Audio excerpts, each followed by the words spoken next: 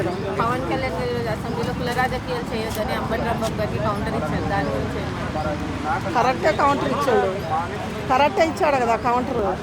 ఎందుకు ఇచ్చిండు? మరి ఆన్లైన్ రాజకీయాలు చేస్తే వాడు ఎంపీ అయినా వాడి జైల్లో పడ్డా ఏడబడ్డా వానికి బుద్ధి రావట్లేదు కదా. అందుకే పవన్ కళ్యాణ్ గారు కౌంటర్ ఇచ్చిండు. తప్పెలా అవుతుంది? సో అంటే అసెంబ్లీలో కులాల గురించి మాట్లాడొద్దని ఆయనే అన్నాడు, మళ్ళీ ఆయనే కులాల గురించి మాట్లాడు. అప్పుడు అన్నాడు ఏదో నోరు సారిందో నాలుగు కట్టి పోవచ్చు. ఇప్పుడు అన్నీ తెలుసుకొని మంచి పనులు చేస్తాడు కాబట్టి మళ్ళీ అలా చేయొద్దని అన్నాడు. అప్పుడు అన్నాడని అందరూ మీడియాలో వచ్చింది అనుకో.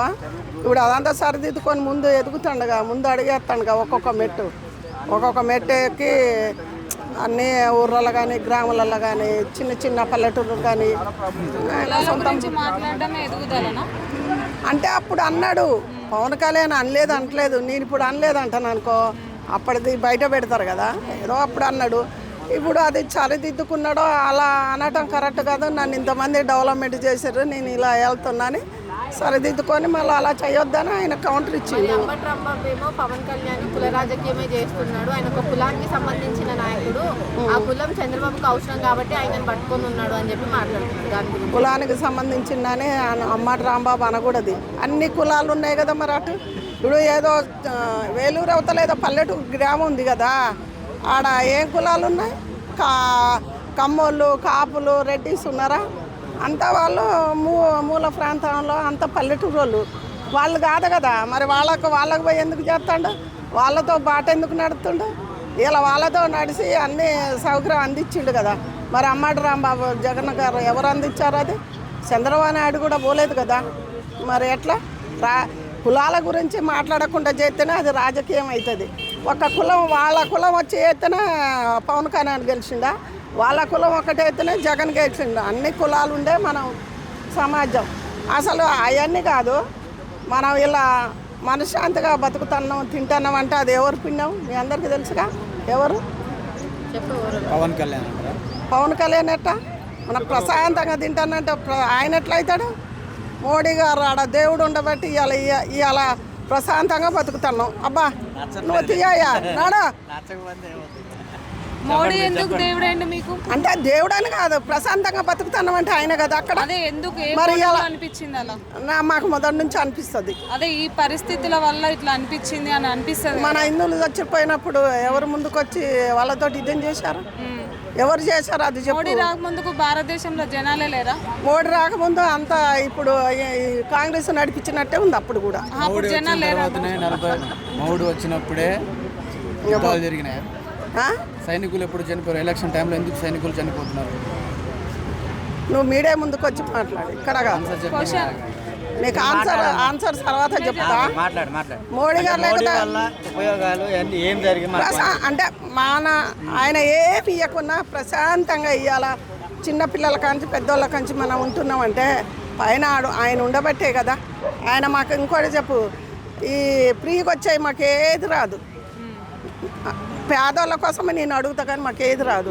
అవును, మనం మనశ్శాంతిగా నిశ్శబ్దంగా మంచిగా ఉంటున్నామంటే మోడీ చేయబట్టే అని.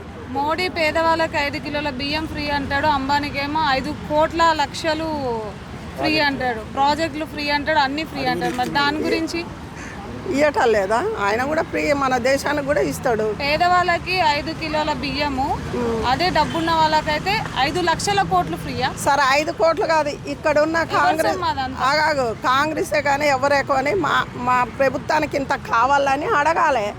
ఇంత బీదోళ్ళు ఉన్నారని వీళ్ళు అప్లికేషన్ పెట్టి ఇంత కావాలని వీళ్ళు అడిగితే ఆయన ఇస్తాడు. కాంగ్రెస్ చేసిన తప్పే, మోదీ చేసిన తప్పే, ఎవరు చేసిన తప్పే. ఎవరు చేసినా తప్పే. మరి ఇప్పుడు మనం సమర్థించొద్దు కదా ఆ విషయాన్ని.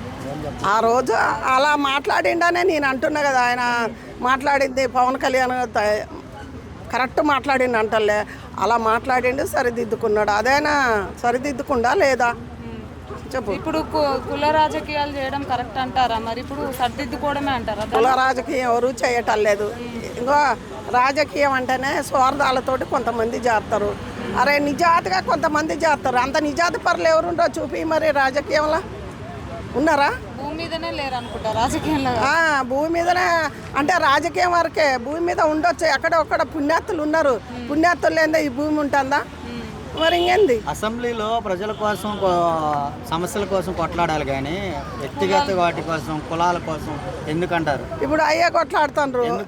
ఈ బీదోడు సాదోడు ఇల్లు ఉన్నోడు వాళ్ళని చూసుకోవట్లే, వీళ్ళే అసెంబ్లీలో కొట్లాడుకుంటారు. అందుకే ఈ ప్రజలకు బీదోడి సాదోడికి బుద్ధి రావాలి.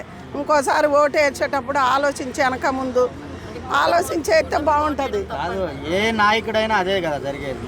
గత 70 సంవత్సరాల నుంచి చూస్తుంటే ఏ నాయకుడిని గెలిపించుకున్నా వాళ్ళ ఆస్తులు పెరుగుతున్నాయి కానీ పేదోళ్ళు, అటు వాళ్ళ ఆస్తులు పెరుగుతున్నాయి, ఇటు పేదవాళ్ళు పెరుగుతున్నారు. పేదోళ్ళు పెరుగుతారు కానీ పేదోళ్ళని డెవలప్మెంట్ చేయటలే.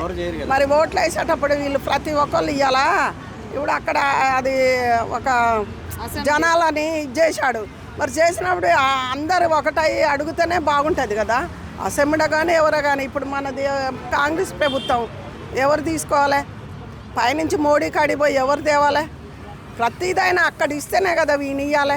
అక్కడ ఇచ్చిన ఎన్నో ఈయన ఏదో చేస్తాడు, ఆయన ఇవ్వటలేదని పేరు. అదే కదా.